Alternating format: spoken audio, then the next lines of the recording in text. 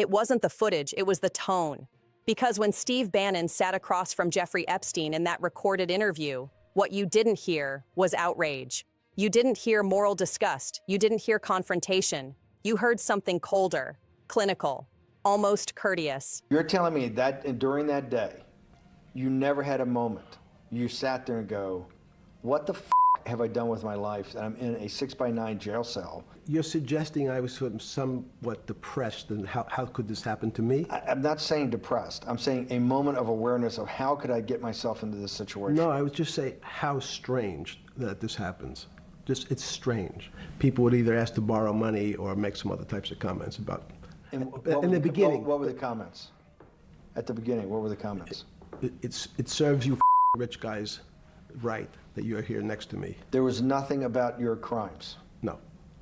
So all this rumor you hear all the time about people in prison that commit the type of crimes you commit, you're saying in your personal thing is not true. No.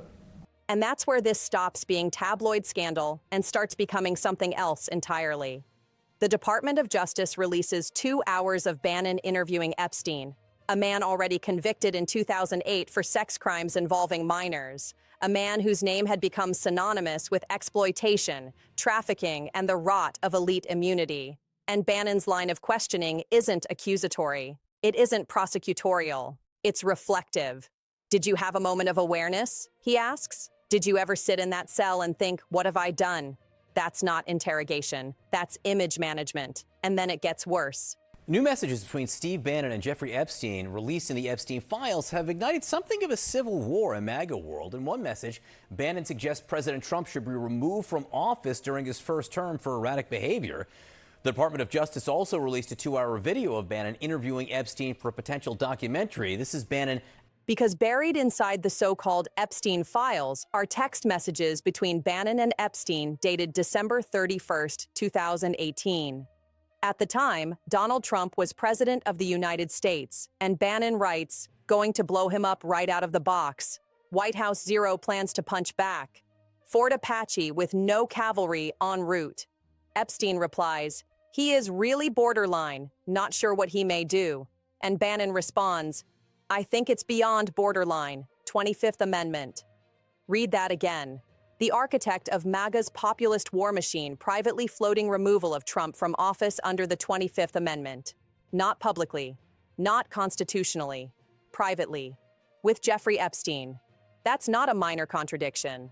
That's structural fracture inside the movement. Because for years the mythology was loyalty, absolute loyalty. Trump as infallible, Trump as indispensable, Trump as singular vessel of national salvation.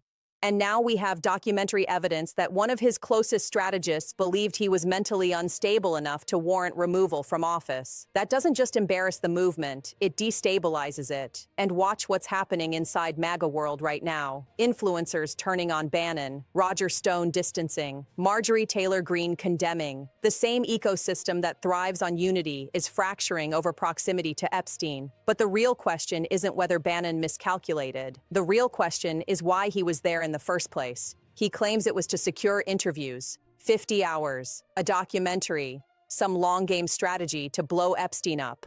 That's the defense, that he was playing double agent. It's absolutely mind-blowing, and there's something like 19 other hours of tape that have yet to been released that Steve Bannon says that he's keeping because he was some sort of double secret agent and was going to really try to blow Jeffrey Epstein up. Well, Roger Stone and many others in the MAGA universe think that that's a crock. Except that's not how power works.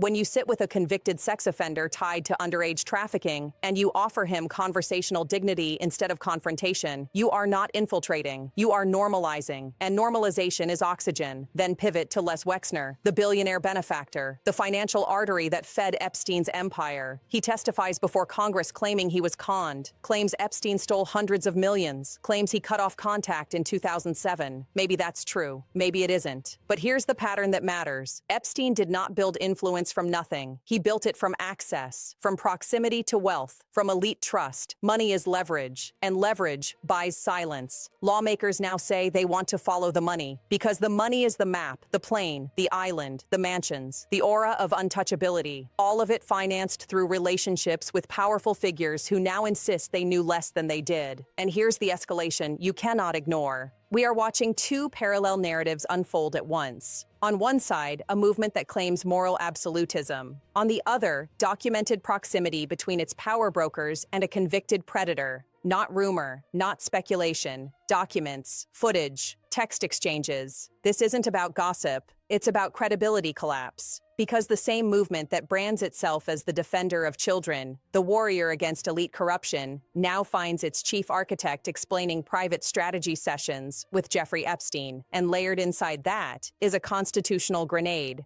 The 25th Amendment isn't casual language, it's the emergency clause. It's invoked when a president is unable to discharge the powers and duties of office. For Bannon to privately float that possibility in 2018 means that inside the highest circles of Trump's orbit, there was recognition of instability. That's not partisan commentary, that's internal alarm. And if the inner circle was contemplating removal, what does that say about the public assurances at the time? About the speeches, the rallies, the insistence that everything was under control? It suggests performance. A projection of strength masking private doubt.